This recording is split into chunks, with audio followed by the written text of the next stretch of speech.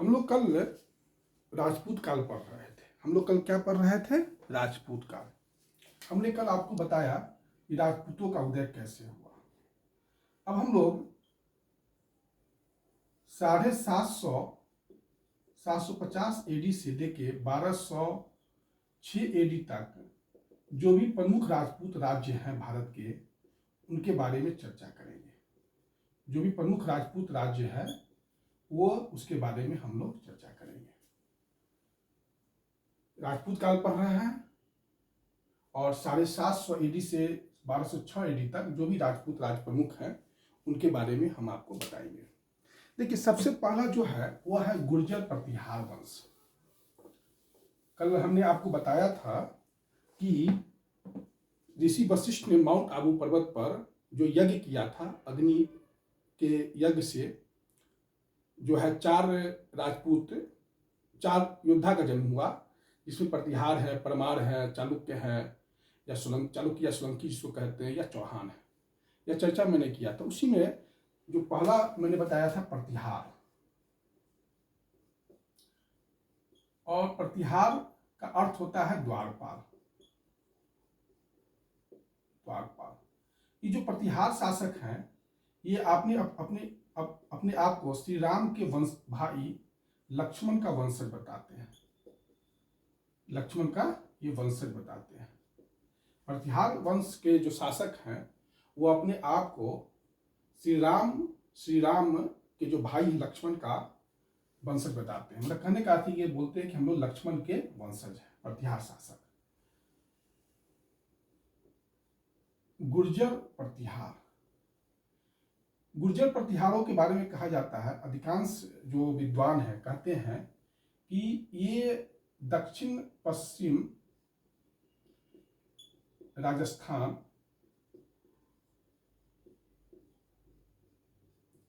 या गुजरात में इनकी उत्पत्ति हुई थी। मैक्सिमम जो विद्वान कहते हैं इनका मूल स्थान दक्षिण पश्चिम राजस्थान है या गुजरात में।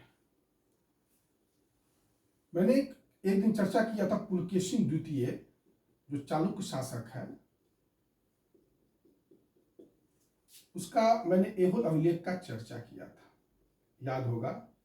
इस एहोल अभिलेख को लिखने वाला कौन था? तो रवि कीर्ति था। ये रवि कीर्ति पुलकेशिन द्वितीय का एहोल अभिलेख से हमें सूचना मिलता है कि गुर्जर प्रतिहार को एक जाति के रूप में बताया गया है।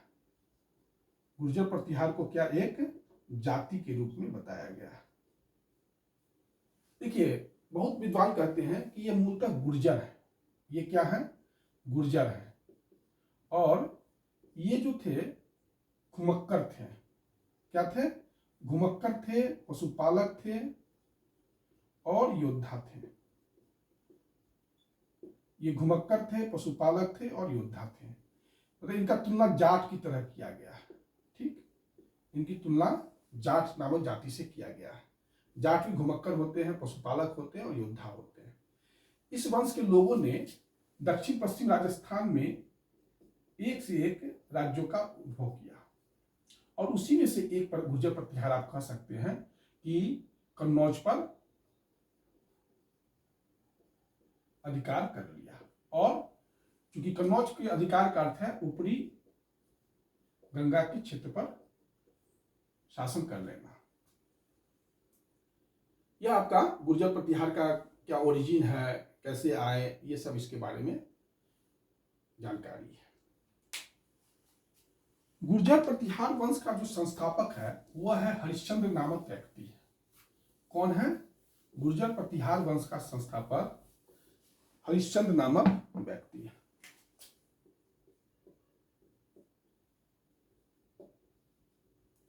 और इनकी राजधानी कहां थी? भनीमाल। गुर्जर प्रतिहार वंश की राजधानी कहां थी? भनीमाल थी। गुर्जर प्रतिहार वंश का संस्थापक कौन था? हरिश्चंद्र था। और राजधानी कहां थी? भनीमाल थी। इस वंश का वास्तविक संस्थापक नागभट्ट प्रथम है। इस वंश का वास्तविक संस्थापक कौन है? वह नागभट्ट प्रथम है। 730 एडी से 756 एडी तक इसका समय था नागभट्ट प्रथम का। नागभट्ट प्रथम ने, इसका सबसे इंपॉर्टेंट है कि ग्वालियर प्रशस्ति जो है, गुर्जर प्रतिहार वंश का वास्तविक संस्थापक नागभट्ट प्रथम है, और ग्वालियर प्रशस्ति है उससे हमें यह सूचना मिलता है कि मलेच्छ का नाशक कौन था, मलेच्छ का नाश करने वाला कौन था, नागभट्ट प्रथम था। ग्वालियर प्रशस्ति में लिखा हुआ है कि नागभट्ट प्रथम मलेच्छों का नाशक था। यहां पर मलेच्छ का अर्थ हुआ अरब आक्रमणकारी, अरब आक्रमणकारी। ये अरब आक्रमणकारी, आपको याद होगा कि 712 एडी में हम बताएंगे आपको, सिंध जीत लेते हैं। ये अरब आक्रमणकारी 712 एडी में सिंध जीत लेते हैं, और ये जो है अब इंटर करना चाहते हैं भारत के मुख्य लैंड में, जैसे गुजरात की ओर बढ़ना चाहते हैं, पंजाब की ओर बढ़ना चाहते हैं, और राजस्थान की ओर बढ़ना चाहते हैं। लेकिन नागभट्ट प्रथम ने इन अरब आक्रमणकारियों को गुजरात, पंजाब या राजस्थान में बढ़ने नहीं दिया, उनको सिंध तक ही रोक के रखा। छोटा मोटा घुसपैठ अरब आक्रमणकारी करते रहे, लेकिन कोई बहुत प्रमुख आक्रमण वो भारत की मुख्य धरती पर आने का उनको साहस नहीं हुआ। नागभट्ट प्रथम ने उनको बार बार पराजित किया। इसलिए गुजरात में तो 738 एडी में जो है, गुजरात में चालुक्य शासक ने इनको अरब आक्रमणकारी को फाइनली जो है ऐसा डिफीट किया कि अरब जो है सिंध तक ही सिमट के रह गए। मतलब नागभट्ट प्रथम और चालुक्य शासक का ये देन है कि अरब आक्रमणकारी को सिंध तक ही समेट दिया।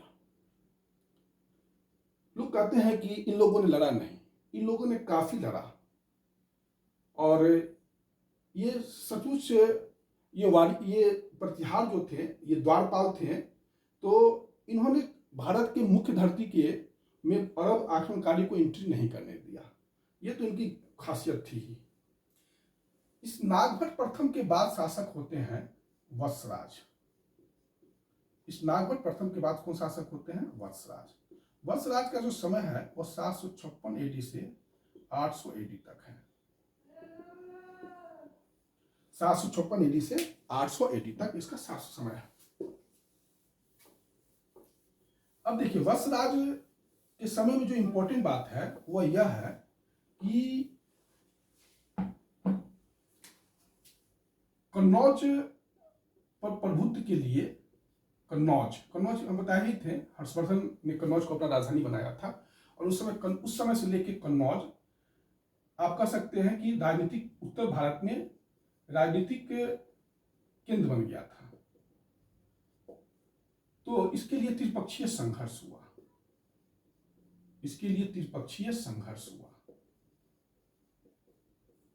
ठीक, कन्नौज को लेकर त्रिपक्षीय संघर्ष हुआ। मतलब कन्नौज पर अधिकार के लिए 3 शक्ति ने भाग लिया। कौन कौन लिया? तो प्रतिहार भी लिया, उसके बाद पाल वंश लिया, और उसके बाद राष्ट्रकूट लिया। 3 शक्ति थी उस समय की जो कन्नौज पर चाहता था कि मेरा अधिकार बने। तो इस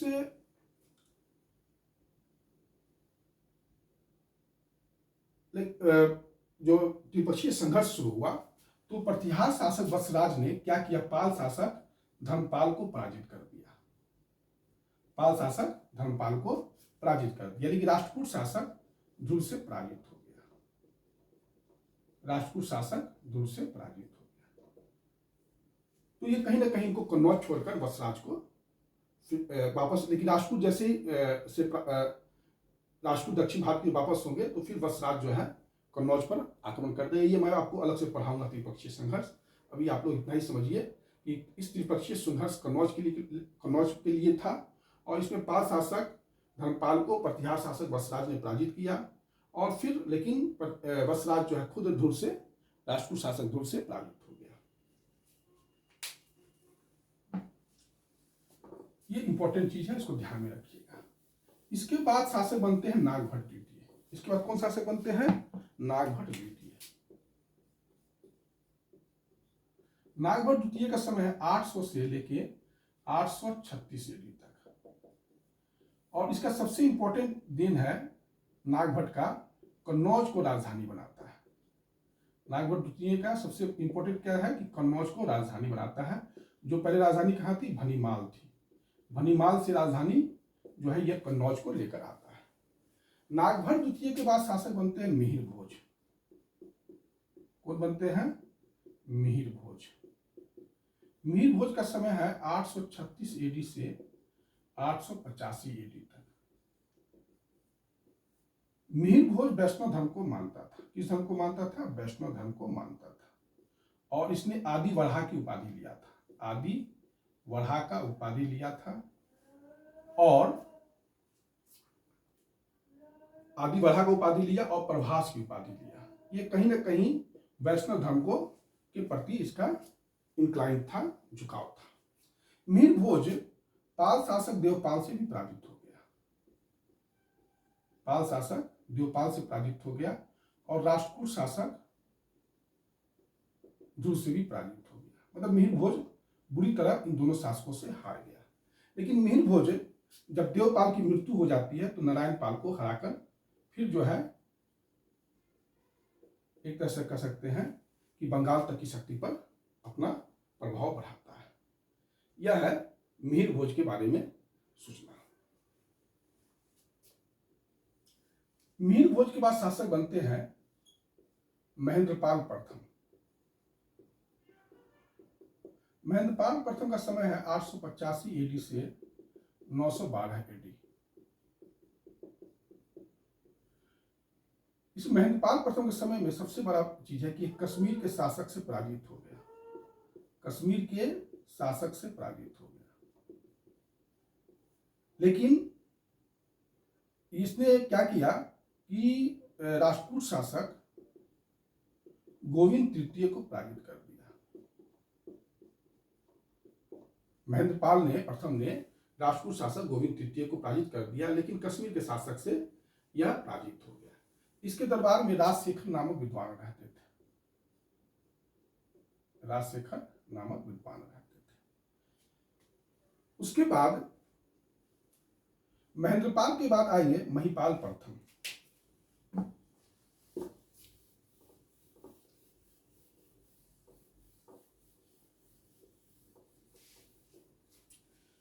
महेंद्रपाल के बाद कौन आएंगे? महिपाल प्रथम।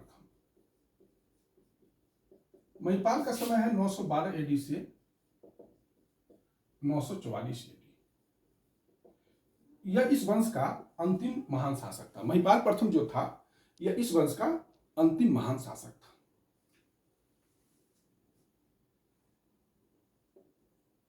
इसके समय में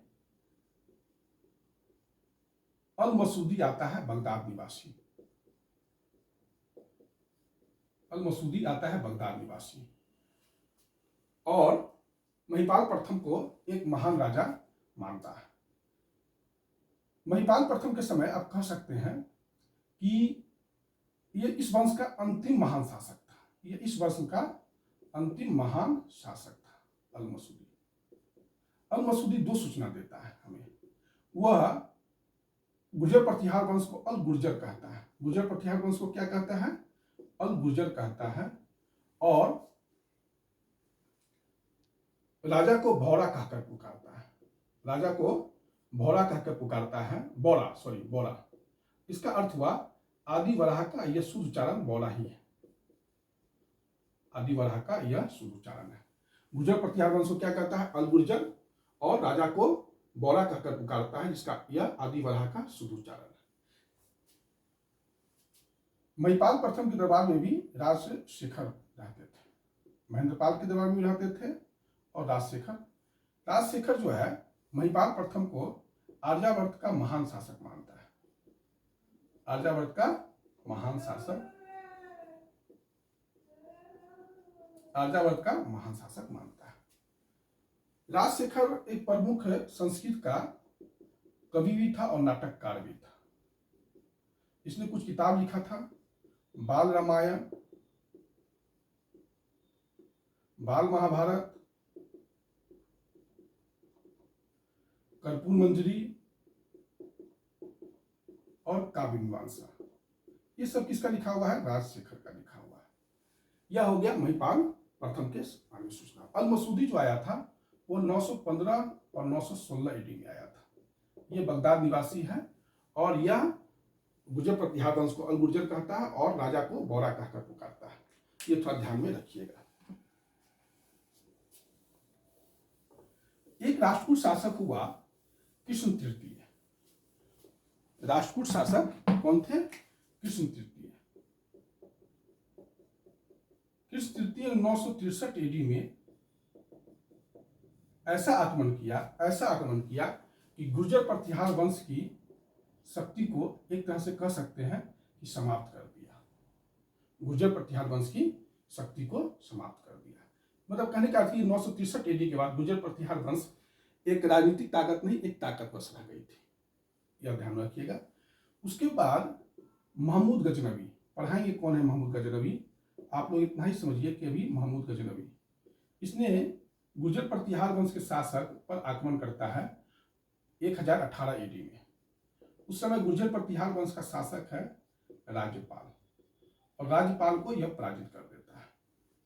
फिर 1019 ईडी में राज्यपाल का बेटा है त्रिलोचन पाल, उसको भी महमूद गजनवी पराजित कर देता है। अर्थात महमूद गजनवी के आक्रमण से, राष्ट्रकूट शासक कृष्ण तृतीय के आक्रमण से गुर्जर प्रतिहार वंश एक राजनीतिक ताकत नहीं रह गया था और रहा सहा कसर महमूद गजनवी के आक्रमण ने पूरा कर दिया। पहले 1018 में राज्यपाल को हराया, फिर उसके 1019 में त्रिलोचन पाल को इसने पराजित कर दिया। गुर्जर प्रतिहार वंश का अंतिम शासक यशपाल था और 1036 ईडी में तक इसने शासन किया। यह है गुर्जर प्रतिहार वंश का राजनीतिक इतिहास। मेरे ख्याल से समझने में आप लोगों को कोई दिक्कत नहीं हुआ होगा।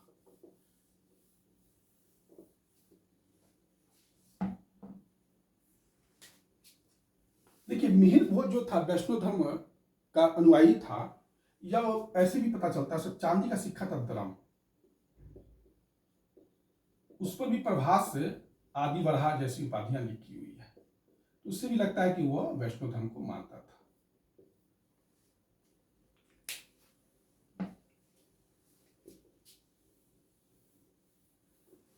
मैंने आपको बताया कि पाल शासक हाथी के लिए बहुत प्रसिद्ध थे। उनके पास सेना में 50,000 हाथी थे। यह सूचना हमें सुलेमान देता है, अरब यात्री। अरब यात्री सुलेमान हमें यह भी सूचना देता है कि प्रतिहार के पास घोड़ा बहुत ज्यादा था। प्रतिहार के पास क्या था? घोड़ा था। इनकी सेना में घोड़ा का बहुत महत्व था। और घोड़ा ये मंगाते कहां से थे? आयात कहां से करते थे? तो मध्य एशिया से आयात करते थे और अरब से आयात करते थे।